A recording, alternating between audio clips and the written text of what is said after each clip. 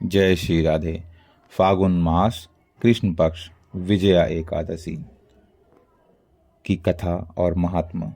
युधिष्ठिर बोले, हे जनार्दन, फागुन मास के कृष्ण पक्ष की एकादशी का क्या नाम है तथा उसकी विधि क्या है, सो सब विस्तार से बताइए।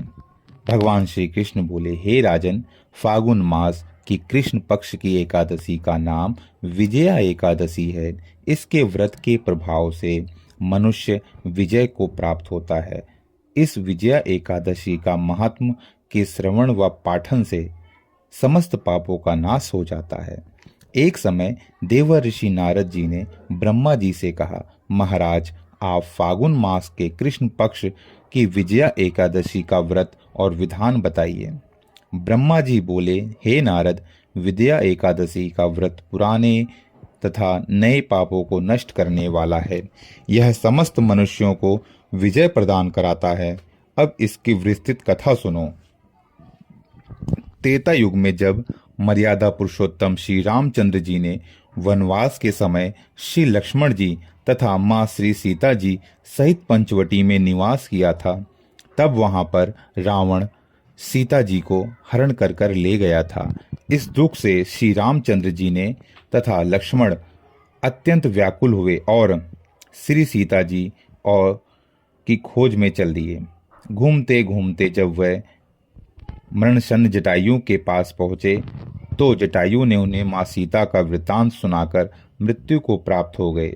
कुछ आगे जाकर उनकी सुग्रीव से मित्रता हुई और जब उन्होंने बाली का वध किया, हनुमान जी ने लंका में जाकर माँ सीता का पता लगाया और वहां से लौटकर श्री रामचंद्र जी से सब समाचार कहे।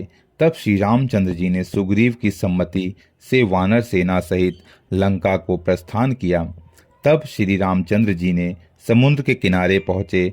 तब उन्होंने मगरमच्छ से युक्त उस अगाध समुद्र को देखकर लक्ष्मण जी से कहा, इस समुद्र को हम किस प्रकार पार करेंगे। तब लक्ष्मण जी बोले, हे पुरुषोत्तम, आप आदि पुरुष हैं, सब कुछ जानते हैं। यहाँ से आधा योजन दूर पर कुमारी द्वीप में बलकाधभ्य नाम का एक तेजस्वी मुनि रहते हैं।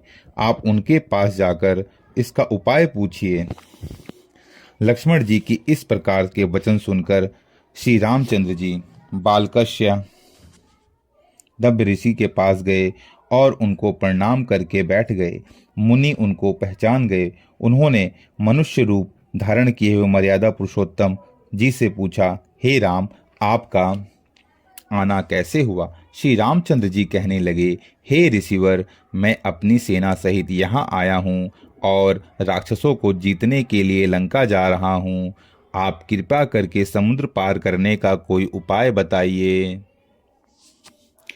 बालकदभ्य ऋषि बोले, हे राम, फागुन मास के कृष्ण पक्ष की एकादशी का व्रत करने से निश्चय ही आपकी विजय होगी। साथ ही आप समुद्र भी अवश्य पार कर लेंगे।